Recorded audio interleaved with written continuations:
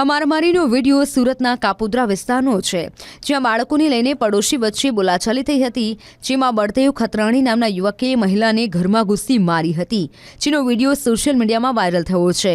દિન દહાડે મહિલા સાથે આ રીતે વર્તન થતાં ગુનો નોંધાયો છે। ત્યારે આ સમગ્ર ઘટના કેવી રીતે ઘટી તે ઘટના મહિલા પાસેથી જ સાંભળીએ। એના છોકરાએ દીકરીને માર્યું, મારા દીકરાએ એના છોકરાને માર્યું। પછી એના મમ્મી આવ્યા અહીંયા કે તમારા છોકરાએ માર્યું। મેં કીધું તમારે છોકરાએ મારી દીકરીને માર્યું એટલે માર્યું। તો એ વૈયા ગયા, એ કે હું એના પપ્પાને મોકલું છું।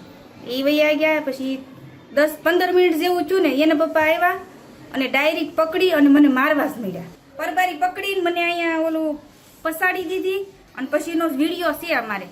માથા પટકાવ્યા, આમ ઢોળીને બહાર લઈ ગયા। એ સામે આવી અને પરબારા ગાળું બોલતા હતા, ગાળું બોલવા માંડ્યા અને પરબારા આવીને પકડીને મને મારવા માંડ્યા।